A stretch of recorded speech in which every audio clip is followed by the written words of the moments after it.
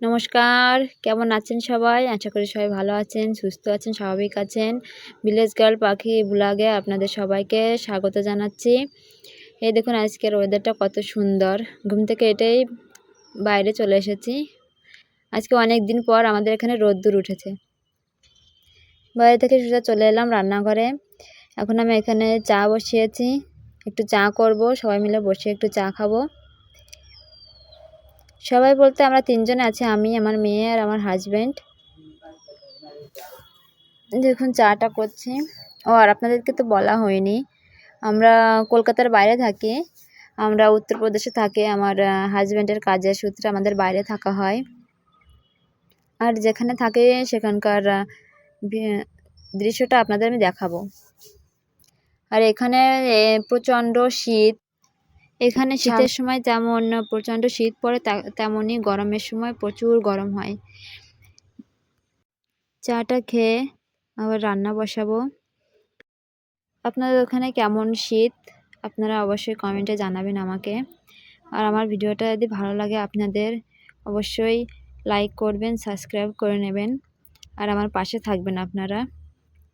দেখুন এখানে আমার চাতে এই যে জল দেওয়ার পরে একটু চিনি দিয়ে দিয়েছি, তারপরে একটু আদা দিয়ে দিলাম, আর এই যে 2-4টে গোলমরিচ, 2টো এলাচ আর 2টো লং আমি গুঁড়ো করে দিয়ে দিয়েছি। এটা ফুটে গেলেই আমি এখানে এখন চার পাত্তি দিয়ে দেব। এলাচ আর লং, দারচিনি, গোলমরিচ এগুলো দিলে চাটা খেতে অনেকটাই ভালো লাগে। আর এলাচটা দেওয়ার কারণে গন্ধটা খুব ভালো আসে। দেখুন আপনাদের সাথে কথা বলতে বলতে চাটা আমার হয়ে গেছে। এখন চাটা আমি নামিয়ে নেব। চলুন চাটা নামিয়ে নিয়ে আপনাদের দাদাভাইকে ডেকে আনি।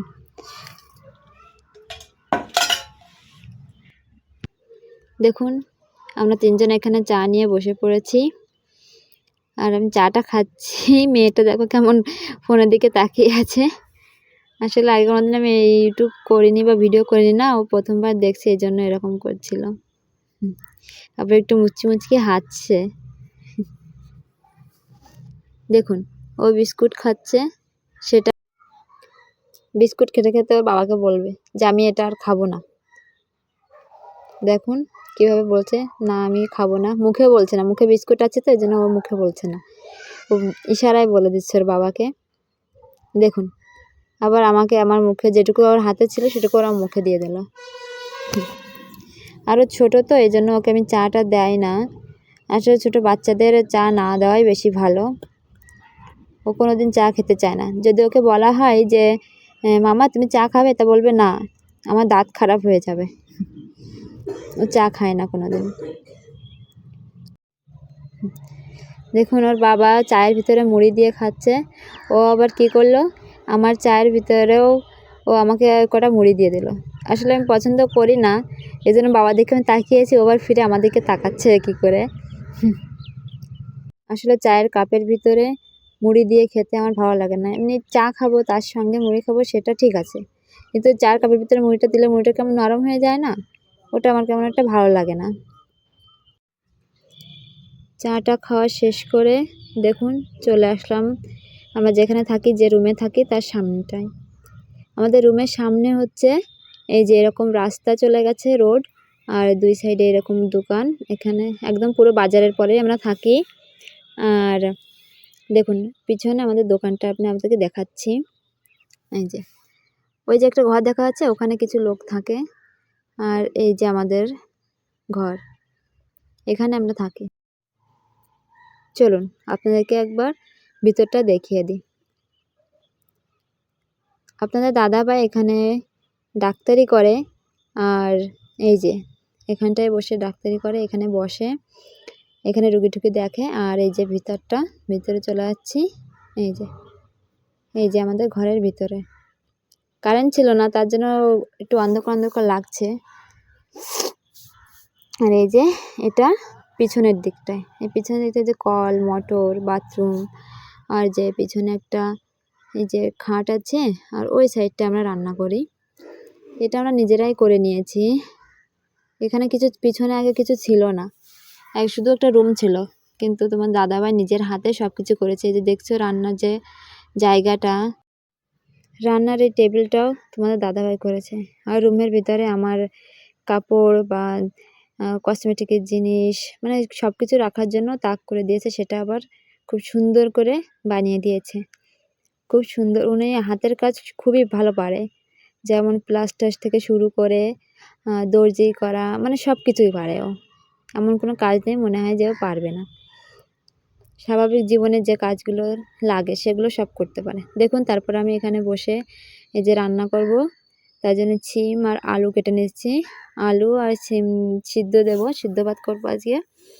আর এই যে এখানে আমি সিমগুলো কেটে নিচ্ছি। কালকে রাত্রিবেলায় চিকেন রান্না করেছিলাম, সেটা আছে। এই সিম আলু সিদ্ধ দিয়ে এখন সকালবেলা খাওয়াটা হয়ে যাবে।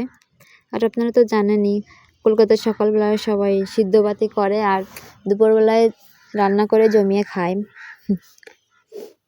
কিন্তু আমি ওরকম করি না, আমি এখানেও সকালবেলা রান্নাটা করি, কিন্তু কালকে চিকেনটা আছে এই জন্য ভাবলাম সকালবেলা আর বেশি কিছু করব না, সিদ্ধ ভাত করে চিকেনটা দিয়ে হয়ে যাবে খাওয়া। আর এখন তো নতুন আলু উঠে গেছে, নতুন আলুটা খেতে খুবই ভালো লাগে আমার। আর আপনাদেরকে একটা কথা বলি, হচ্ছে আমাদের পরিবারে আমরা অনেকেই কম মানুষ, যেমন আমরা 5 জন লোক, আমার মেয়ে, আমার হাজবেন্ড আর আমার শ্বশুর শাশুড়ি। আমার শ্বশুর শাশুড়ি তো কলকাতায় থাকে, কলকাতায় আমাদের শান্তিপুর আমাদের বাড়ি, ওখানে ওনারা থাকেন আর আমরা এখানে থাকি। আমিও কলকাতায় থাকতাম, এখানে যদি 6 মাস থাকি তাহলে ওখানে 1 বছর থাকি। আর এই 2024 জানুয়ারিতে মেয়েকে ওখানে আমি ভর্তি করেছিলাম স্কুলে, কিন্তু হঠাৎ করে আমার শরীরটা এত খারাপ হয়ে যায়, যার জন্য আমাকে আবার এখানে আসতে হয়। এখানে এসে আমি ডাক্তার দেখিয়েছি, দেখে এখন কিছুদিন এখানে আছি, তারপর আবার কলকাতায় যাব, গিয়ে ওখানে আবার মেয়েকে পড়াতে হবে। আমার মেয়ের এই 5 বছর পূর্ণ হয়ে 6 বছরে পড়েছে। ও ডিসেম্বরের 27 তারিখে হয়েছিল, আর এই ডিসেম্বরের 27 তারিখে 5 বছর পূর্ণ হয়ে গেছে। এখন আমরা এই জানুয়ারি লাস্টের দিকে যাব কলকাতায়, তখন গিয়ে ওকে আবার স্কুলে ভর্তি করতে হবে। ওর একটা বছর আমার জন্য লস হয়ে গেল, কিন্তু কি করব বলুন তো, শরীরটা এত খারাপ হয়ে গেছিলো যে আমি কিছুই করতে পারছিলাম না। কারণ মেয়েটা এতটাই দুষ্টু, এতটাই চালাক যে ওকে যদি আমি একা একা বই নিয়ে বসতে বলি, যদি পড়তে বলি, একদম পড়বে না, চুপ করে বসে থাকবে, ড্রয়িং করবে, করবে তা করবে। যতক্ষণ ওকে আপনি না নিয়ে বসবেন পড়াতে, ততক্ষণ ও বই পড়বে না। ও একটা লিখবে, দেখা গেলো ও আ লিখলো, আটা লিখে বসে থাকবে, যতক্ষণ আপনি না বলবেন যে এই আটা লেখ, চুপ করে বসে থাকবে। পারে সব কিছু পারাতেছে, দেখুন কিছুই লিখবে না, এতটা চালাক। আর এর জন্য কম বকাও শুনে মারও খায়। আর এই যে এখানে আমি সবজিটা কেটে নিয়ে চলে এলাম, এখানে আমি সবজি ধুয়ে নিয়েছি, আর এখানে যে চাল বের করে নিয়েছি, চালটাও ধুয়ে নিচ্ছি। আর আমরা এখানে বেশিরভাগ আলুর চালই বেশি খাই, কারণ সিদ্ধ চাল এখানে পাওয়া যায় না সচরাচর। আর সিদ্ধ চাল আনতে গেলে এখান থেকে 7 কিলোমিটার দূরে যেতে হয়, কিন্তু তাও ভালোটা পাওয়া যায় না। ওই মোটা একটা চাল আসে, কিন্তু মোটা চালটা খেতে আমার অতটা ভালো লাগে না, এই জন্য এর থেকে মোটা চালটা থেকে আমার কাছে আলু চালটাই বেশি ভালো লাগে। আর ভাতটাও খেতে খুবই ভালো লাগে আমার। এখন চালটা ধুয়ে নিচ্ছি, চালটা ধুয়ে এখন আমি চলে যাব রান্নার ওখানে।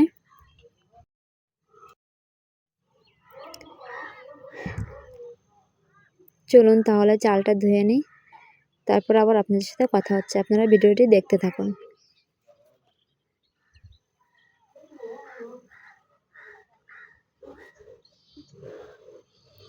এই দেখুন এখানে আমি সসপ্যানে চালটা ধুয়ে নিচ্ছি, আর এইটাতেই আমি রান্না করব, কারণ আমি অল্প চাল নিয়েছি, এটাতে আমার হয়ে যাবে, এখন হাঁড়ি লাগবে না। দেখুন চালটা ধুয়ে নিয়েছি।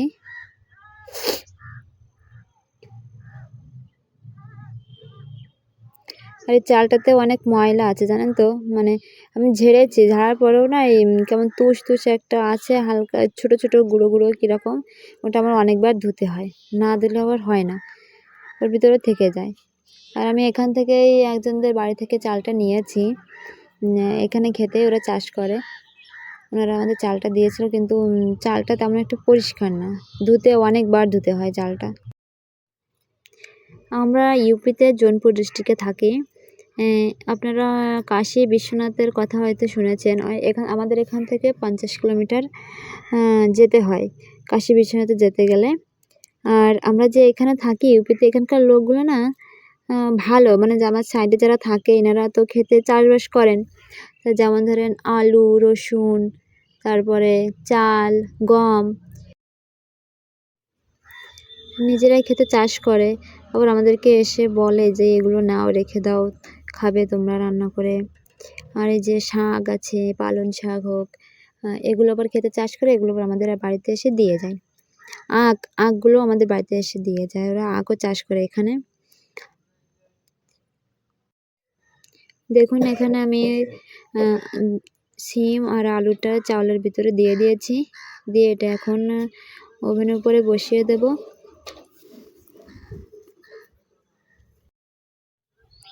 এই যে সসপ্যানটা আমি বসিয়ে দিয়েছি। এখন যেখানে আবার একটু জল ছিল, টেবিলটার উপর একটু মুছে নিলাম। এই যে মেয়ে এখানে বাইরে রোদ্দুরে পড়তে বসেছে, ওর পাপা ওখানে আসছে, ওকে পড়াচ্ছে। একদম পড়তে চায় না জানেন তো, ওর পাপা ওকে বকছে, বুকে বুকে পড়াচ্ছে, এই জন্য আবার কান্না করছে। একদম পড়তে চাবে না, আবার যদি কিছু বলেন আপনি তাহলে কান্না শুরু করে দেবে। কান্না করতে করতে এখন লিখছে। ওই যে বেশি কথা যতক্ষণ না শুনবে ততক্ষণ ও লিখবে না। দেখুন আজকে ওয়েদারটা, আজকে অনেক দিন পর, প্রায় 1 মাস পর আমাদের এখানে রোদ্দুর উঠেছে। এই 1 মাস হয়ে গেল আমাদের এখানে সূর্যের মুখ দেখা যায় না। চলুন দেখে আসি ভাতটার কি অবস্থা। এই যে একটু দেখতে দেখতে দেখি ভাতটাও ফুটে গেছে। একটু উপর নিচ করে দেব, না হলে আবার এই সিম আলুটা আবার সিদ্ধ হবে না, যেহেতু আলো চাল এটা উপর নিচ করে আবার ঢাকাটা দিয়ে দিলাম। ঢাকাটা দিয়ে দেখি বাইরে যাব, জামা কাপড়টা একটু মেলে দেব, কারণ অনেক দিন হয়ে গেছে তো রোদ্দুর বেরোয় না, সেহেতু জামা কাপড়গুলো ঠিকভাবে শুকাতে পারছি না। মানে আজকে যদি চান করে জামা কাপড়টা ভিজানো হয় বা নেড়ে দিই, তাহলে সেটা শুকাতে 2-3 দিন লেগে যাচ্ছে। 2-3 দিন না হলে শুকাচ্ছে না, যেহেতু রোদ্দুর বেরোচ্ছে না এই জন্য শুকানো যাচ্ছে না। আর আমরা এখানে তো রাত দিন 24 ঘন্টাই, মানে যতক্ষণ না আমরা সকালে ঘুম থেকে উঠে আর যতক্ষণ না রাত্রিবেলা শুতে যাব, ততক্ষণ আমরা এই যে আগুন জ্বেলে সেখানে বসে থাকি। এই ইউপিতে প্রচণ্ড ঠান্ডা পড়ে, এত ঠান্ডা যে এখানে বসে, মানে আপনাদেরকে বলে বোঝাতে পারবো না। আপনারা যদি এখানে আসলে বুঝতে পারবেন এখানে কতটা ঠান্ডা। আর এই যে আমি জামা কাপড়টা মেলে নিলাম, নিয়ে আবার দেখি, এসে দেখি ভাতটা আমার হয়ে গেছে। ভাতটা এখন বন্ধ করে দেব, বন্ধ করে দিয়ে দেখি মেয়ের আবার পড়া হলো কি না। এখন অনেক বেজে গেছে, সকাল 10টা বেজে গেছে। মেয়েকে এসে বলছি যে পড়া হলো, বলছে না গো এখনো হয়নি। দেখুন ওর হাতে লেখাটা, ও যদি লেখে বা পড়ে ঠিক করে তাহলে কিন্তু খুবই সুন্দর পারে, কিন্তু পড়ে না, পড়তে চায় না জানেন তো। আবার যখন স্কুলে যায়, স্কুলে গেলে ওর হোমওয়ার্কগুলো যদি দেয় তাহলে সে ঠিকভাবে করে নেয়। এই স্কুল বন্ধ হয়ে যাওয়াতে একদম লিখতে পড়তে চাচ্ছে না, এতটাই দুষ্টু। আর যখন ওর 2 বছর বয়স কথা বলতে শিখেছে, তখন থেকে ও মানে সব কিছুই ভালো পারতো। যেমন আপনি মুখে যা ধরবেন, ইংলিশে যা কিছু বলবেন, মানে যেগুলো আমরা স্বাভাবিক জানি যে নোজ মানে কি, আই মানে কি, মানে এগুলো সবও পারতো। আর এখন এত বড় হয়ে গেছে, এখনও একদম পড়তে চায় না। স্কুলে বন্ধ হয়ে যায় মানে এতটা সমস্যা হয়ে গেছে আপনাদের কি বলবো। দেখুন এখানে আমি ভাত নিয়ে আবার সেই যেখানে ওরা পড়ছিল সেখানে চলে এসেছি, এসে এখানে রোদ্দুরে বসে আজকে ভাত খাবো। এই যে ছিম আর আলুটা আমি বের করে নিচ্ছি, ছিম আলু বের করে এটাকে মেখে নেব।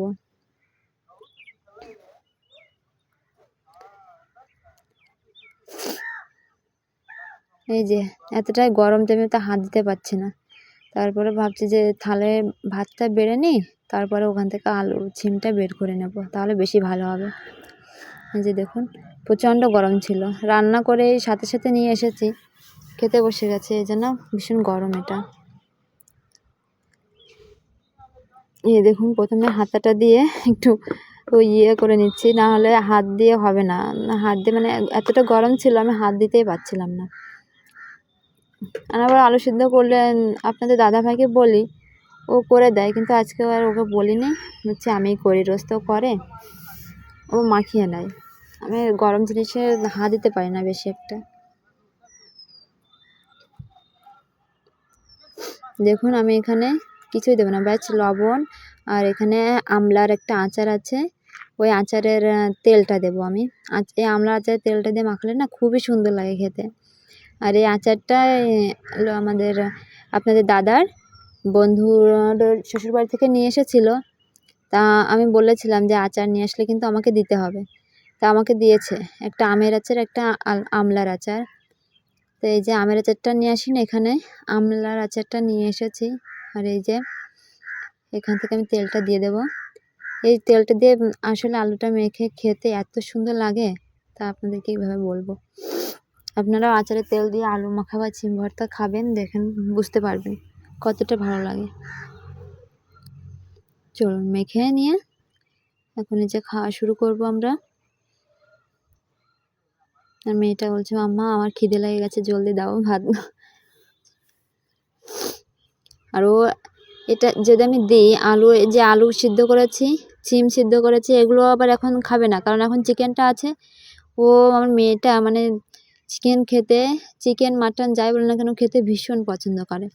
ওকে যদি রোজ 3 বেলা করে চিকেন দেওয়া হয় বা মাটন দেওয়া হয়, কোনো সময় না করবে না।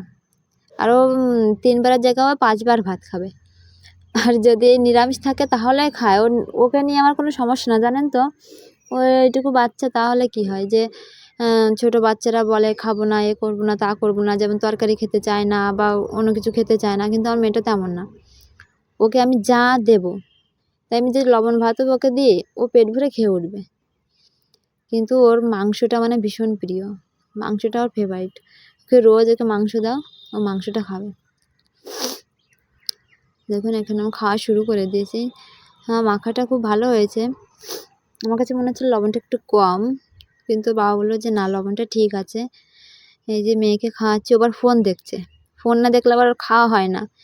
এত মানা করবে, এত মানে বকা শোনে, তারপরেও মানে কি বলবো আর, ওই খাওয়ার সময় ফোনটাও লাগবে। আর দেখুন খাবারটা নেবে গালে নিয়ে, যতক্ষণ আবার আমি না বলবো যে তাড়াতাড়ি খা, গালের ভিতর দিয়ে রেখে দেবে, এতটা বদ। কিন্তু তাও বেশি সময় লাগে না, তাড়াতাড়ি খেয়ে নেয়, কিন্তু ওই বলতে হয়, বারবার বলতে হয় তাড়াতাড়ি খেয়ে নাও মামা, তাড়াতাড়ি খেয়ে নাও। আর এখানে দেখুন আমি ঝাল বেশি খেতে পারি না, আমি আগে প্রচুর ঝাল খেতাম, কিন্তু এখন আমার এই যে শরীরটা খারাপ হওয়ার পরে ঝালটা একদমই খেতে পারি না। আর ওই ঝাল যদি আমি খাই, ঝালটা খাওয়ার সঙ্গেই কিন্তু ওই কী হয় যেন আমার আঁত উঠবে, জানি না কেন। ঝালটা মুখে দেওয়ার সাথে যদি একটু বেশি ঝাল হয়ে যায় তাহলে আঁতটা শুরু হয়ে যায়। যে মেয়েকেও খাওয়াচ্ছে, মেয়ে আর আমি। আপনার দাদাভাই ওই সাইডে বসে আছে, ওই সাইডে আপনাদের ওখানে বসে ভাত খাচ্ছে, আর এই সাইডে আমি আর মাম্মা বসেছি। জায়গাটা অনেক ছোট তো, তার জন্য 3 জন একসাথে মানে এক জায়গায় বসতে পারিনি। আর জানি ভিডিওটা একটু বড় হয়ে যাচ্ছে, আপনারা দেখবেন প্লিজ, আর আমার পাশে থাকবেন, আমার চ্যানেলটাকে সাবস্ক্রাইব করে নেবেন। তাহলে খাওয়ার পরে আপনাদের সাথে কথা হচ্ছে, আপনারা ভিডিওটি দেখতে থাকুন। দেখুন খাওয়া হয়ে গেছে, আর এই যে খাওয়ার পরে অনেকক্ষণ বসেছিলাম বাইরে, তারপরে এই যে মেয়ে ওই যে পুচুর সাথে খেলা করছে। মেয়ের চান হয়ে গেছে, এখন আমিও চান করব। এখন বাজে দুপুর 12টা। চলুন আজকে এই পর্যন্তই। সবাই ভালো থাকবেন, সুস্থ থাকবেন, সাবধানে থাকবেন। দেখা হচ্ছে পরের একটি ভ্লগে। সবাইকে টাটা।